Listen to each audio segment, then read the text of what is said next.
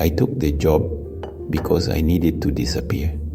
2 weeks after my divorce finalized, and after a fight with my brother that nearly turned physical, I wanted quiet, solitude, somewhere far away from people, traffic, noise.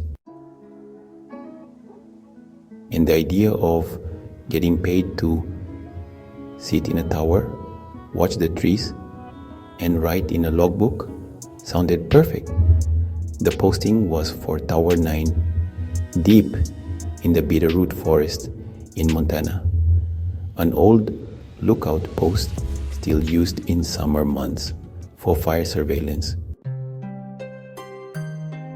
The ranger I met, Jean, was friendly, older, worn down like the mountains themselves. He gave me a short briefing. Keep an eye on smoke, report lightning strikes, note any suspicious campfires. My shift would last 14 days. They'd radio me once a day, and a supply run would come every 5. Jean hesitated before he left and said, "If you hear anything after midnight, don't respond. Just stay inside." I thought he was joking. He wasn't. The first 3 days were peaceful. Long hikes, fresh coffee, birds in the trees. The view stretched for miles. A sea of green, layered with peaks. At night, I'd read or write in my journal by the glow of a lantern. I felt more human up there than I had in months. But on the 4th night, it started. I was half asleep when I heard a knock, 3 soft taps. I sat up in bed. The knock came again, clearer this time, on the metal door at the base of the tower. I climbed down the stairs with my flashlight. It was 2:14 a.m. No wind, no animal sounds, just thick, unnatural silence. When I reached the bottom, I found nothing. I went back up uneasy. The next night, scratching, long slow drags across the metal siding of the tower. Not claws, not a bear. It sounded deliberate, like fingers. I leaned out the side window, flashlight sweeping the forest. Nothing, not a rustle. Then my radio crackled. 3 quick bursts of static, then silence. I checked the weather, clear skies, no lightning. I should have reported it, but something told me not to.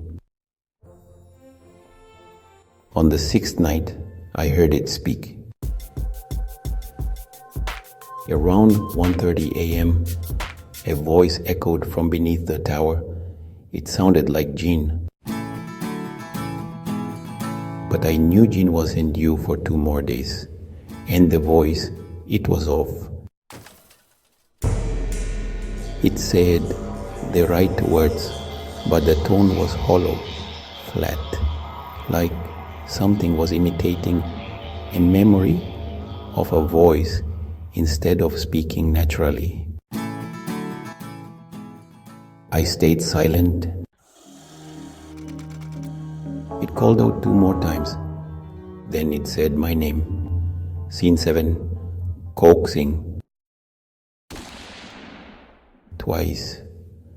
Calm, friendly, like a parent trying to coax a child from hiding. That's when I turned off all the lights and backed away from the windows. Something moved outside. I didn't sleep that night. The next morning, I saw footprints at the base of the tower, bare feet, each print facing directly upward, as if the person stood below me and stared straight up for hours. That day, I checked the logs left behind by past watchers. Most were routine, notes about birds, wind direction, temperatures. But buried in the back, one page stood out, scribbled, barely legible in shaking handwriting. It mimics, it learns your voice. Do not speak, do not respond. It cannot climb yet. On night 9, it climbed. I woke up to the sound of footsteps on the stairs, slow, careful, metal, groaning under weight. It was coming up. I grabbed the axe from beside the emergency kit and braced the door. The footsteps stopped just outside, then breathing. Deep, wet, too close. And then knocking, but not with a hand. It sounded like it used its head, thud, thud, thud.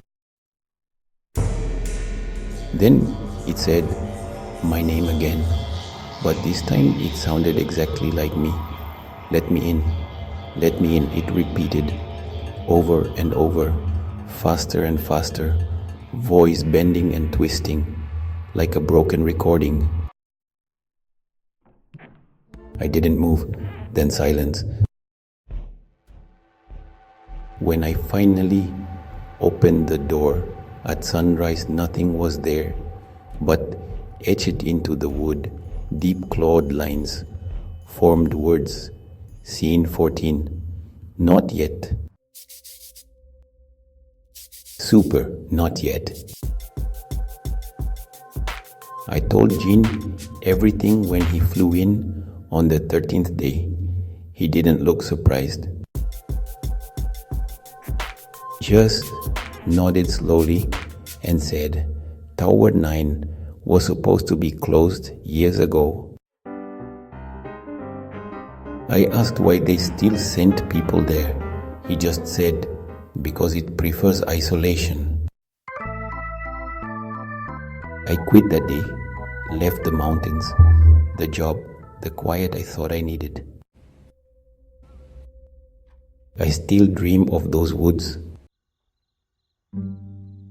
And sometimes I hear knocking at my window, even though I live on the 3rd floor of a city apartment. Whatever was in Tower 9, it found me. And I think next time it won't knock, it'll come.